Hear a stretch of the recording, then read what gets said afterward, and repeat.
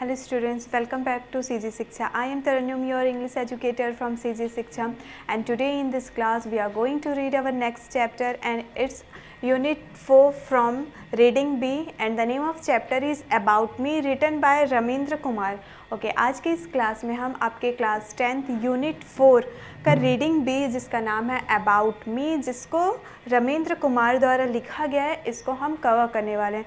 So student, सबसे पहले हम चैप्टर का नेम ही डिस्कस करते हैं। अबाउट मी मीन्स मेरे बारे में। ये जो छोटा सा पोएम दिया गया है वो एक्चुअल में किसके बारे में दिया गया है? एक छोटा सा बच्चा है, वो अपने बारे में ही बताता है। अबाउट मी मीन्स वो अपने बारे में बता रहा है कि लोग क्या चीज़ को पसंद करते हैं और एक्चुअल में उसके अंदर क्या क्वालिटीज़ हैं। लोग कुछ और एक्सपेक्ट करते हैं लेकिन उसके पास अगर वो क्वालिटीज़ नहीं भी है तो फिर भी उसके पास अपनी कुछ तो क्वालिटीज़ हैं। तो इस पोएम में हम अबाउट मी उस बच्चे के बारे में हम पढ़ेंगे। Okay, so let be start our poem and read the poem. I have not one but two names, hey you and what's your name. अब ये जो बच्चा है वो बता रहा है कि एक्चुअल में मेरे एक नाम नहीं है, मेरे दो नाम हैं। और वो दो नाम कौन कौन से हैं? पहला नाम उसका तो ये है कि हे यू, ए तुम, और दूसरा नाम क्या है? व्हाट्स योर नेम, तुम्हारा नाम क्या है। बच्चा ये बोल रहा है कि ये दो चीज़ मेरे नाम हैं, कि तुम और तुम्हारा नाम क्या है, ये चीज़ उसका नाम है। Then that is how I am known and I have no one else to blame. और आगे वो ये बोल रहा है कि यही तरीका है कि लोग मुझे जानते हैं, इसी तरीके से तुम और तुम्हारा नाम क्या है, और मैं इस बात के लिए किसी को भी ब्लेम नहीं करना चाहता, किसी के ऊपर कोई इल्ज़ाम नहीं लगाना चाहता हूँ। देन आगे वो बोलता है who would remember someone who is good at nothing. फिर आगे वो बोल रहा है कि जो इंसान कुछ भी चीज़ में अच्छा नहीं है उसको कौन याद रखेगा। Then who has can or ever will excel even in a single thing. जो कोई भी इंसान या कोई भी बच्चा अगर एक भी चीज़ में एक्सपर्ट नहीं है, अगर एक भी चीज़ उसके अंदर अच्छी बातें नहीं हैं तो कौन उस इंसान को याद रख सकता है। वो अपने ही बारे में बोल रहा है कि मेरे अंदर कुछ भी चीज़ अगर अच्छी नहीं है तो कौन मुझे याद रखेगा। Some are good in studies, others in many a game. Some paint a pretty picture and earn for themselves a name. और फिर आगे वो बोल रहा है कि कई लोग ऐसे होते हैं जो कि स्टडीज़ में, पढ़ाई लिखाई में बहुत अच्छे होते हैं। कई लोग ऐसे होते हैं जिन लोग गेम्स में, खेल में, स्पोर्ट्स वगैरह में अच्छे होते हैं। कई लोग ऐसे होते हैं जिन लोग बहुत सुंदर सुंदर पिक्चर बना लेते हैं, पेंटिंग्स ड्रॉ कर लेते हैं और ख़ुद के लिए वो उन पिक्चर्स के थ्रू क्या कर लेते हैं, अपना नाम कमा लेते हैं। ठीक है, तो वो बच्चा दूसरों की क्वालिटी बता रहा है, दूसरे बच्चों की, कि कई सारे लोग ऐसे होते हैं जिन लोग पढ़ाई में अच्छे होते हैं, कई लोग स्पोर्ट्स में अच्छे होते हैं, कई लोग अच्छे अच्छे पेंटिंग्स, ड्राइंग्स बना करके अपने लिए अपना नाम कमा लेते हैं। ठीक है, देन आगे but what about me, I have nothing that can impress a single Saul. फिर आगे वो अपने बारे में बोल रहा है कि मेरे पास क्या है या फिर मेरे बारे में ऐसा क्या है कि मैं किसी एक इंसान को भी, सिंगल सोल मीन्स किसी एक इंसान को भी अच्छा लग सकूं, वो मुझसे इम्प्रेस हो सके। मेरे में एक्चुअल में ऐसा कुछ भी चीज़ नहीं है। Neither talent nor looks nor ability to achieve a solitary goal। फिर आगे वो अपने ही बारे में बता रहा है, ना तो मेरे अंदर कोई टैलेंट है, ना ही मैं अच्छा दिखता हूँ, ना तो मेरे अंदर इतनी एबिलिटी है, इतनी कैपेसिटी है, इतनी क्षमता है कि मैं अपने एक लक्ष्य को भी, अपने अकेले एक लक्ष्य को पूरा कर सकूँ। तो मेरे अंदर तो कुछ भी नहीं है।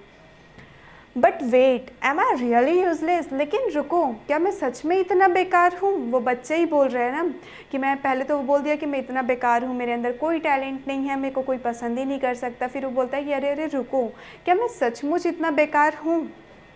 Only some flesh and bones, or do I have something inside me, a quality that is truly my own। फिर वो आगे बोलता है कि क्या मैं सच में बेकार हूँ? क्या मेरे अंदर सिर्फ कुछ मांस है और कुछ हड्डियाँ हैं, इसके अलावा मेरे अंदर और कुछ नहीं है? फिर वो आगे बोलता है कि मेरे अंदर कुछ चीज़ें हैं, ऐसी क्वालिटी है, ऐसी विशेषता है जो सच में मेरी है। और वो उसकी कौन सी क्वालिटीज़ होगी आगे पोएम में हम पढ़ेंगे। A heart that beats for other and joys and sorrows it shares, a mind that looks beyond, a soul that truly cares. फिर वो अपनी क्वालिटी बता रहा है कि उसके पास एक ऐसा दिल है, इतना प्यारा सा दिल है कि वो उससे दूसरे लोगों के लिए उसका दिल धड़कता है और वो दूसरों के साथ खुशी, गम, ये सारी चीज़ें वो बांट सकता है, शेयर कर सकता है। लोगों की दुख को वो समझ सकता है, लोगों के दुख को वो अपना बना करके उनकी मदद करता है। फिर वो आगे बोलता है कि उसके पास जो उसकी दिमाग है वो क्या चीज़ है, तो वो अपने दिमाग से कैसा हेल्प लेता है, लोगों के प्रॉब्लम्स को सॉल्व करने में, उनके सॉरोज़, उनके दुख में उनके साथ रहता है। और उनका जो सॉल है, उस बच्चे का जो सॉल मतलब उसकी जो आत्मा है, एक्चुअल में वो आत्मा दूसरे लोगों की केयर करती है। तो वो बच्चा बोल रहा है कि भले ही मैं बाहर से अच्छा नहीं हूँ, ना मैं अच्छा दिखता हूँ, ना मेरे में कोई टैलेंट है एंड ऑल दैट, लेकिन मैं बाय हार्ट मतलब दिल का बहुत अच्छा हूँ। मैं दूसरे लोगों का बहुत ख्याल रखता हूँ, लोगों की खुशी को, गम को अच्छे से समझता हूँ, दूसरे लोगों की तरह बहुत ध्यान रखता हूँ। फिर वो अपनी इनर क्वालिटी बताता है। Then in this world today, if a loving heart is a treasure, then I pray to everyone to judge me using a new measure। फिर वो बोलता है कि आज की इस दुनिया में अगर एक प्यारा सा दिल या फिर एक ऐसा दिल जिसके अंदर बहुत सारे प्यार हों, अगर ऐसा होना खजाना माना जाता है, तो मैं इस बात का प्रे करूँगा, मैं भगवान से ये विश करूँगा कि ऐसा दिल तो फिर सबके पास होना चाहिए। और जो भी लोग मुझे जज करते हैं तो वो नए मापन से, न्यू मेज़र के थ्रू मुझे क्या करे, जज करे। डोंट जज me by how many prizes I never mean but by how many sorrows I share. फिर वो आगे बोलता है कि मैंने आज तक एक भी प्राइजेस नहीं जीते हैं, इसको लेकर के मुझे जज मत करिए, बल्कि मुझे किस बात को लेकर के जज करिए, मुझे उस बात से जज करिए कि मैंने कितने सोरोज, कितनी उदासी लोगों की बांटी है, कितने लोगों के दुख में मैं शामिल हुआ हूँ। But by the number of claps I don't earn, but by my ready stock of compassion and care।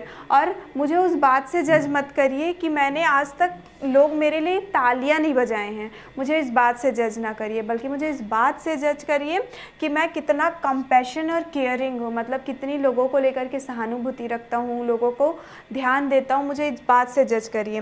Don't ignore me, don't look through, pay me a little head, a little nod, a friendly smile, that is all I need. फिर वो बोलता है कि मुझे ignore मत करो, मुझे नज़रअंदाज मत करो, ठीक है, मुझे इस तरीके से मत देखो, मुझे थोड़ा सा ध्यान दो, थोड़ा सा मुझे फ्रेंडली स्माइल दो, मतलब मेरे साथ अच्छे से पेश आओ, मेरे को थोड़ा सा ध्यान दो और मेरे को थोड़ा हंस के बात करो, एक फ्रेंडली सा स्वीट सा स्माइल दो, और कम से कम मुझे एक नाम दे दो। और यही सब चीज़ें उस बच्चे को चाहिए।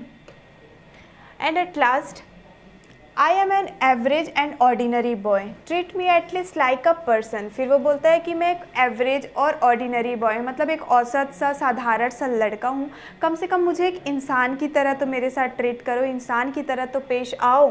Give me a name, anything that you like, but please at least make me feel human. फिर वो बोलता है कि कम से कम मुझे एक नाम दे दो, ठीक है, जो भी नाम तुमको पसंद हो, जो भी नाम तुम देना चाहते हो, तुम कम से कम मुझे एक नाम दे दो, लेकिन प्लीज़ मेरे को एक ह्यूमन की तरह, एक इंसान की तरह मुझे ट्रीट करो। तो इस तरीके से उस बच्चे ने इस पोएम में बताया है कि वो एक्चुअल में भले ही उसके पास कोई टैलेंट नहीं है, ना ही वो अच्छा दिखता है, ना ही वो कुछ कर सकता है, लेकिन वो बाई हार्ट, दिल से तो बहुत अच्छा है। तो मेरे साथ वो रिक्वेस्ट कर रहा है हम लोगों से कि मेरे साथ कम से कम आप लोग अच्छे से पेश आइए, एक इंसान की तरह मुझे मानिए। जिसको किसने लिखा है? रमेंद्र कुमार ने। तो हम एक बार अबाउट द पोएट भी रीड कर लेते हैं। Ramendra Kumar is an award winning Indian writer for children. Ravindra Kumar को बच्चों की पोएम्स वगैरह लिखने के लिए बहुत सारे प्राइजेस मिले थे, उनको अवार्ड मिल चुका है। He has written more than 20 books so far, और उन्होंने लगभग से 20 से भी ज़्यादा किताबें लिख चुकी हैं। His books have been translated in 7 foreign and 8 Indian language. साथ ही साथ उनके बुक को 7 फॉरेन लैंग्वेज में, मतलब विदेशी भाषा में बोल सकते हैं, और 8 हमारे इंडिया के लैंग्वेज में भी ट्रांसलेट करके लिखा गया है। अब स्टूडेंट्स, मुझे तो उम्मीद है कि आप लोगों को पोएम अच्छे से समझ में आ गई होगी। अब इस चैप्टर के कुछ इंपॉर्टेंट हम क्वेश्चन आंसर सॉल्व कर लेते हैं। So first is tick the correct answer the speaker in this poem is. अब हमको क्या करना है? करेक्ट ऑप्शन टिक करना है। क्वेश्चन है the speaker in this poem is, poem की स्पीकर कौन है? सो हमको पता है कि उस पोएम का स्पीकर कौन है, वो little boy. Option is an average and ordinary boy, a topper in the class, a good sportsman, a good singer. So first option is correct, an average and ordinary boy, जिसका poem हम अभी read कर रहे थे। अब answer the following question में first question है आपका, what is the speaker's complaint. Speaker की क्या कंप्लेंट थी, क्या शिकायतें थी? तो आंसर होगा आपका the speaker's complaint is that he is ignored and disrespected by everyone because he doesn't win any prizes, he hasn't any talent और एबिलिटी। इसमें स्पीकर की शिकायत ये थी कि दैट ही इज़ इग्नोर्ड, मतलब लोग उसको नज़रअंदाज कर देते हैं, उसको कोई भी रिस्पेक्ट, कोई भी सम्मान नहीं देता, क्योंकि उसने आज तक कोई भी प्राइजेस नहीं जीती है, ना ही उसके अंदर कोई टैलेंट है और ना ही उसके अंदर कोई एबिलिटी, कुछ करने की क्षमता है, ना उसके अंदर कोई टैलेंट है, ना ही उसने कोई प्राइज़ जीता है। इसकी वजह से सारे लोग उसको सम्मान नहीं देते हैं और उसको इग्नोर कर देते हैं। स्पीकर की बस यही कंप्लेन थी। Next question is people call the speaker by two names, what are they. Starting में हमने पढ़ा था, क्वेश्चन हमसे पूछ रहा है कि स्पीकर ने, मतलब उस लिटिल बॉय ने हमको बताया था कि लोग उसको दो नाम से बुलाते हैं, और वो दो नाम कौन कौन से हैं। People call the speaker by two names, they are hey you and what's your name. People उसको दो लोगों से बुलाते हैं, दो नाम से बुलाते हैं, और वो कौन कौन सा है, हे तुम और तुम्हारा नाम क्या है। तो यही दो चीज़ें हैं जो उसका नाम था एक्चुअल में। Third is every human being has some good qualities in him her, find out the good qualities in the speaker. हर इंसान के अंदर अच्छी क्वालिटीज़, अच्छी बातें भी होती हैं। तो हमको इस पोएम में हमने जो रीड किया है उसमें स्पीकर की गुड क्वालिटीज़ को बतानी है। So answer is the good qualities in the speaker are the speaker is an average and ordinary boy who cares for everyone. He shares joy and sorrows and his heart beats for others. सब इंसान के अंदर में अच्छी qualities भी होती हैं। और इस पोएम के जो स्पीकर हैं वो औसत और साधारण सा एक लड़का था जो कि दूसरों की बहुत फ़िक्र किया करता था। वो लोगों के साथ अपनी खुशी और लोगों के गम को अपने साथ में बांटा करता था, और उसका जो दिल था वो अक्सर दूसरों के लिए धड़का करता था, मतलब वो लोगों को लेकर बहुत ज़्यादा सोचता था। Next question is the speaker tells us about the qualities that other possesses but he doesn't possesses. Name those qualities. Speaker ने हमको बताया कुछ क्वालिटी के बारे में, मतलब उस लिटिल बॉय ने कुछ क्वालिटी ऐसी बताई कि जिसको दूसरे लोग पोसेस करते थे लेकिन वो पोसेस नहीं किया करता था, और वो क्वालिटी कौन कौन सी है। The speaker tells us about the qualities that other possesses but he doesn't possesses are those qualities like some are good in studies, some are in sports and many paint pretty pictures etc. तो वो qualities कौन कौन सी थी। तो उसने बताया कि कई लोग ऐसे होते हैं, कुछ बच्चे जो पढ़ाई में बहुत होशियार होते हैं, कुछ बच्चे ऐसे होते हैं जो स्पोर्ट्स में, खेल कूद में बहुत होशियार होते हैं, और कई लोग ऐसे होते हैं जो बहुत बहुत सुंदर सुंदर पिक्चर्स बना लेते हैं, जिसको दूसरे लोग पोसेस, मतलब दूसरे लोग कर पाते हैं, लेकिन वो बच्चा पोसेस, मतलब वो चीज़ को वो नहीं कर पाता है। Next question is what is the poets demand. Poets का डिमांड क्या है। Answer is the poet's demand is only that people treat him like a human being, give him a name and make him feel human. तो poet का demand बस यही है कि लोग उसको एक इंसान की तरह ट्रीट करें, उस बच्चे को भी कम से कम उसको एक अपना नाम दे दे और उसको इंसान की तरह महसूस करें। Next question is recite the poem and find the rhyming words used in the poem. आपको दोबारा से एक बार पोएम को पढ़ना है और उसमें राइमिंग वर्ड्स ढूंढनी है। So the answer is the rhyming words in this poem are, इस पोएम का जो राइमिंग वर्ड है वो कौन कौन सा है। Name and blame, nothing and something, soul and goal, shares and cares, treasure and measure and heed and need. Okay, तो ये सारे इस पोएम के राइमिंग वर्ड हैं। राइमिंग वर्ड मतलब आपको पता ही होगा, तुकांत वाले शब्द जिसके लास्ट के जो तुक होते हैं वो एक जैसे होते हैं। ओके, अब देखते हैं हम next question. Which words and phrases are repeated in the poem and why. इस पोएम में कौन से वर्ड या फिर कौन से सेंटेंस है जो रिपीट किए गए हैं, दोहराए गए हैं, और क्यों किए गए हैं। Answer is I and but are the most repeated words in the poem because the poet is comparing himself to other.